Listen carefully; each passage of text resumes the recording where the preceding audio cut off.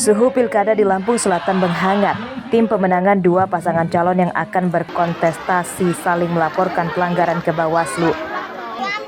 Tim pemenangan paslon nomor urut 1, Nanang Ermanto Antoni, melaporkan paslon nomor 2 melakukan kecurangan dengan membagi-bagikan 1 truk minyak goreng ke warga. Sedangkan tim pemenangan paslon nomor urut 2, Egy Saiful, melaporkan beberapa kepala desa di Lampung Selatan diduga tidak netral karena ikut mengkampanyekan paslon nomor urut 1. Timnya juga yang melakukan kegiatan-kegiatan kampanye. Dugaan pelanggaran di sini adalah mereka telah melanggar peraturan PKPU nomor 13 tahun 2024 terkait dengan bagi-bagi minyak makan. Itu tentunya di luar dari aturan yang dimaksud di dalam PKPU ini. Ya, di dalam aturan PKPU ini tidak disebut makanan, pangan. Ya. Sementara paslon 02 membagikan minyak goreng kemasan tanpa SNI, tanpa merek, dan tidak terdaftar. 3 oknum kepala desa ini sudah bisa dijerat. Harapan kita tentu sesuai dengan peraturan perundang-undangan yang ada, apakah itu undang-undang pemilu, undang-undang tentang pemilihan kepala daerah, kemudian undang-undang desa, ini sudah sangat tegas melanggar aturan-aturan yang disebutkan tadi. Harapan kita Bawaslu bisa merekomendasi ini untuk diteruskan dan ditindaklanjuti di Gakumdu, sehingga ini bisa jadi pembelajaran untuk kades-kades yang lain. Tegas hukumannya, kurungan 1 tahun penjara. Dalam laporannya ke Bawaslu, para pelapor menyertakan bukti berupa video dan foto kegiatan yang diduga melanggar aturan pilkada. Laporan tersebut masih dalam penyelidikan Bawaslu. Sesuai dengan mekanismenya, ya nanti kami akan lakukan kajian awal terlebih dahulu untuk mengetahui keterpenuhan syarat formil dan materialnya. Itu nanti yang akan diputuskan oleh pleno pimpinan. Berapa lama prosesnya? Pleno setelah kajian itu 2 hari. Pilkada Lampung Selatan akan diikuti oleh 2 pasangan calon. Pasangan nomor urut 1 dari petahana, Nanang Ermanto Antoni. Nomor urut 2, pasangan Egy Saiful. Egy merupakan menantu Menteri Perdagangan Zulkifli Hasan. Aris Susanto melaporkan dari Lampung Selatan.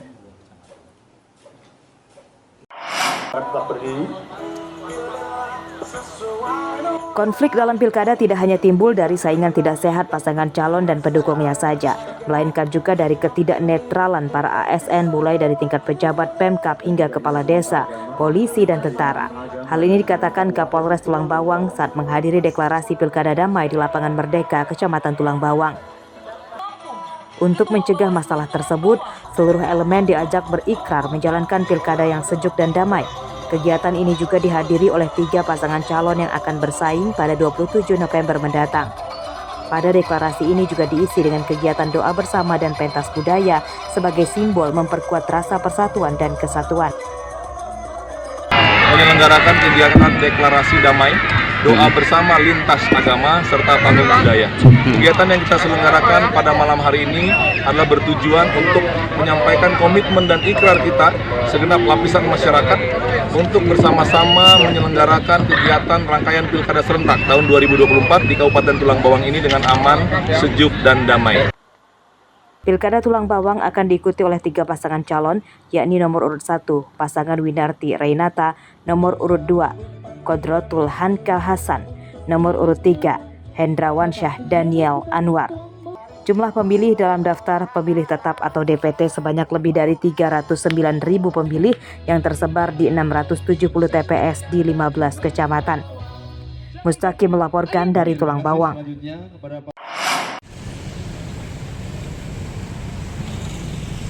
Meski sudah memasuki masa kampanye calon kepala daerah, masih banyak alat peraga kampanye atau APK bertebaran di beberapa lokasi di Bandar Lampung yang tidak sesuai aturan.